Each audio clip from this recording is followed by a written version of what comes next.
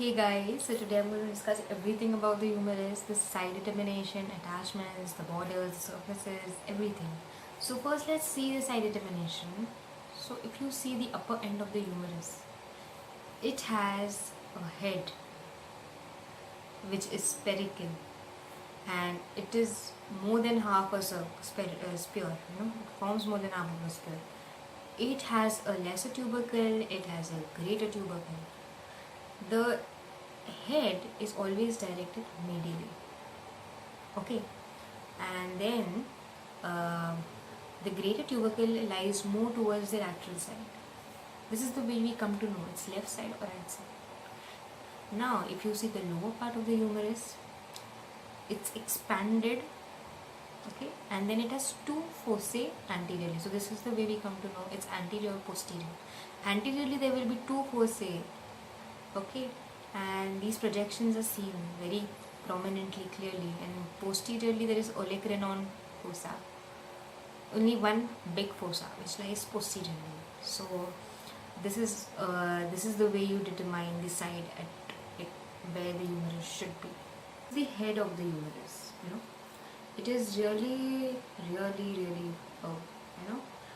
more than half of a sphere. So this forms a shoulder joint. I'm going to show you how the shoulder joint is formed. Now this is the glenoid cavity of the scapula. So this here with this, such as the articulation and different movements can take place. Okay, so this forms the shoulder joint when it articulates with the glenoid cavity. So now let's understand this. Okay, so this is the lesser tubercle of the humerus and this is on the anterior side, okay, this. Then over here you can see a groove. See, there's a groove over here. This is called as bicipital groove, and just lateral to this groove, this is the greater tubercle of the humerus.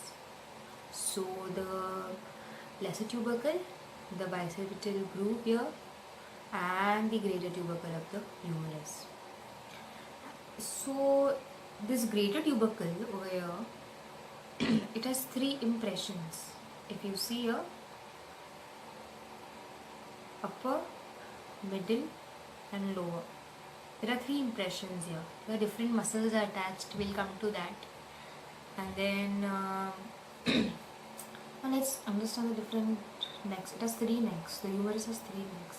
So this one over here, which is this one here, this is the anatomical neck of the humerus. Okay. Now this neck over here, this is the surgical neck of the humerus. Now why surgical neck? Because it's a common site of fracture.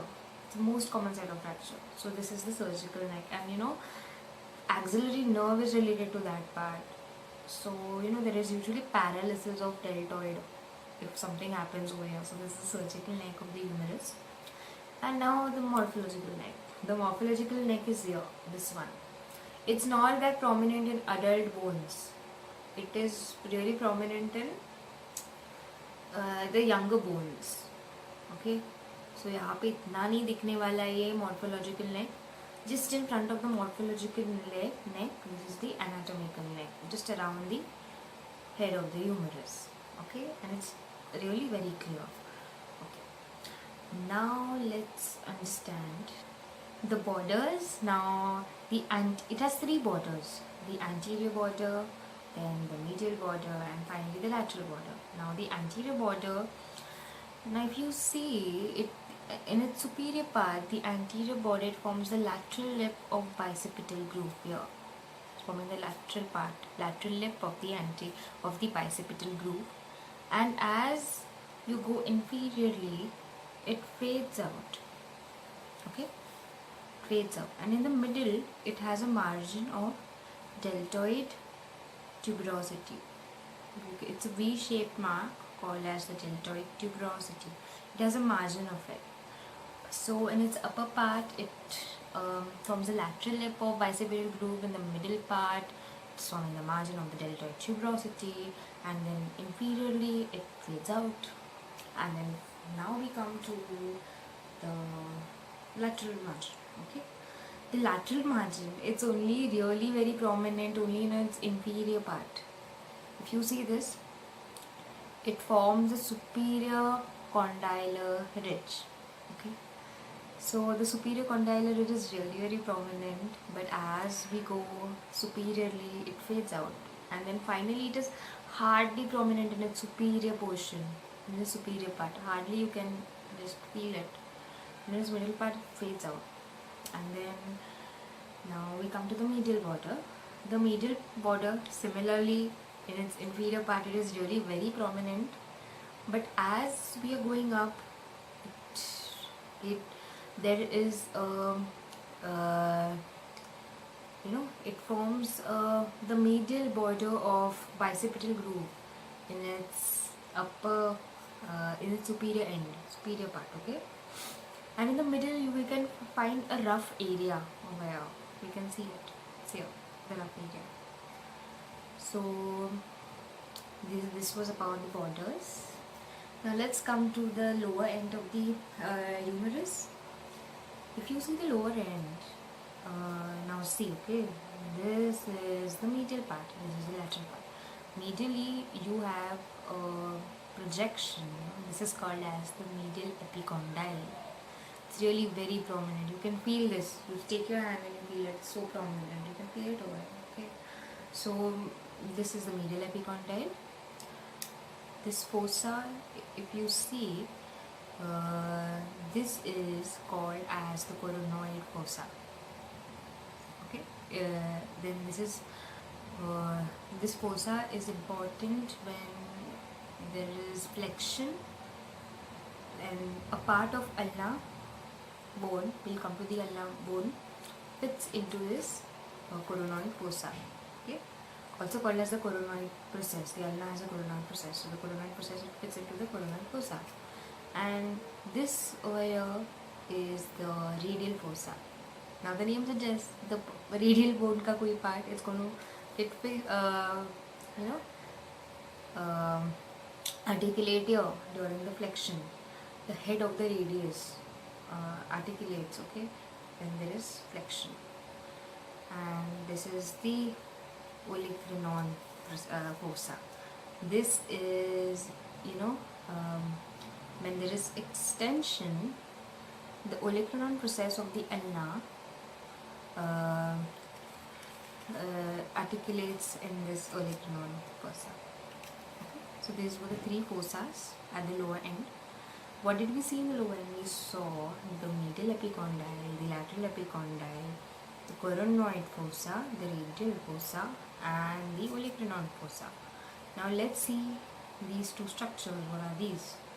Now if you see this is called as the capitulum. Capitulum, okay? And above the capitulum is the radial fossa. And this irregular structure over here, one side is bigger and over here it becomes smaller. This is called as the trochlea. Okay, so this is the trochlea, and the medial part is really big as compared to the lateral part.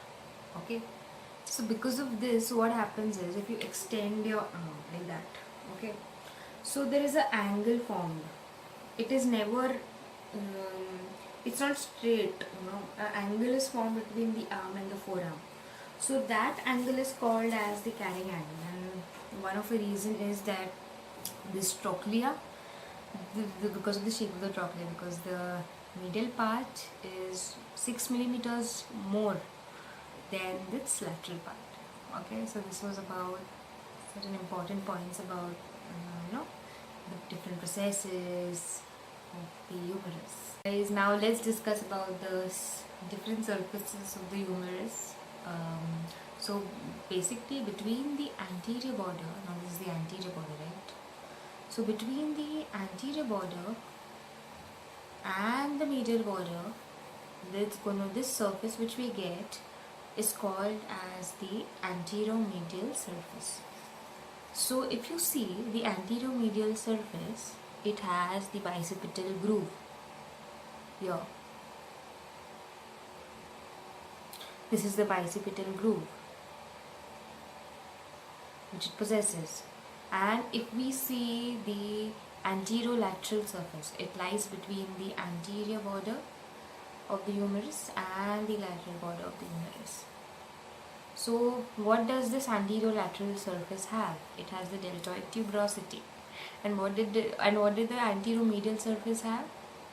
It had the bicipital groove here. Okay, this one. It had the bicipital groove. And now let's see the posterior surface. The posterior surface, if you see, in the middle, it is crossed by the spiral groove of the spiral groove for the radial nerve. Okay, guys, now let's understand the different attachments of the humerus. Now first we'll see the attachment on the greater tubercle. So as we know, this is the greater tubercle, and if we see here, we see the 3 impressions. So I'll just mark those impressions so that it is easy for you all to visualize it. Yeah. These are the 3 impressions of the greater tubercle. Now on the uppermost impression, there is the attachment of the supraspinatus muscle. Okay. In the middle impression, there is attachment of infraspinatus muscle, and in the lowermost impression, there is attachment of the teres minor muscle. So this was about the attachments of the greater tubercle. Now let's come to the attachment of the medial tuberosity. I mean the lesser tubercle. On the lesser tubercle, there is attachment of the muscle subscapularis. Okay, so the subscapularis is attached on the lesser tubercle. Now to the so this is the bicipital groove, right? Bicipital intertubercular sulcus, right, or the bicipital groove. So in its medial lip, there is attachment of the teres major muscle, and in its lateral lip there is attachment of the pectoralis major muscle. So all the majors are here. Okay. So here there was teres major, here it was pectoralis major muscle. Okay. Now let's understand what is there in the bicipital groove. This is very important. Okay, just pay attention. What structures are present here? So first is the long head of biceps. Then there is latissimus dorsi. Okay, and there is ascending branch of anterior circumflex artery present in this bicipital groove. Okay, so the long head of biceps, ascending branch of anterior humeral circumflex artery, then the latissimus dorsi muscle and its synovial sheet also. Okay, it's present in this bicipital groove. Okay, now the deltoid muscle is inserted on the deltoid tuberosity, the V-shaped deltoid tuberosity, as we can see here on the anterior lateral part. Here it is inserted, and then also we see that on the medial border, in that rough area on the medial border, there is attachment of coracobrachialis muscle. Okay, so yeah, there is coracobrachialis here, and then on the V-shaped deltoid tuberosity there is insertion of deltoid muscle, and there on the both on the anteromedial also and anterolateral lateral surface in its inferior part. Okay, there is attachment of the muscle called as brachialis. Okay, yeah. The upper 2/3 of the lateral supracondylar ridge Okay, it gives attachment to the brachioradialis muscle.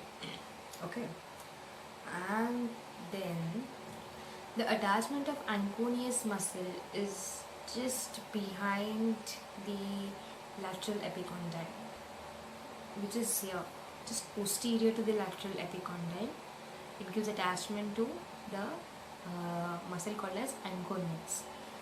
And now all the superficial plexus are attached over here on the medial epicondyle, and so therefore it is called as common plexor origin, because all the plexus of the forearm, they attached over here, it arises from there, and all the extensors of the forearm is attached to the lateral epicondyle. Therefore, it is called as the common extensor origin. So now we come to the very important part, that is the humerus is related to the three nerves. Can you imagine? So it is so dangerous if some fracture happens to humerus. So it's going to be dangerous, right? Because three nerves are related to it. Now let's see one by one the nerve. Now the neck of the humerus. The neck of the humerus, it's related to the axillary nerve. Okay, and then the radial groove on the posterior surface is related to the radial nerve.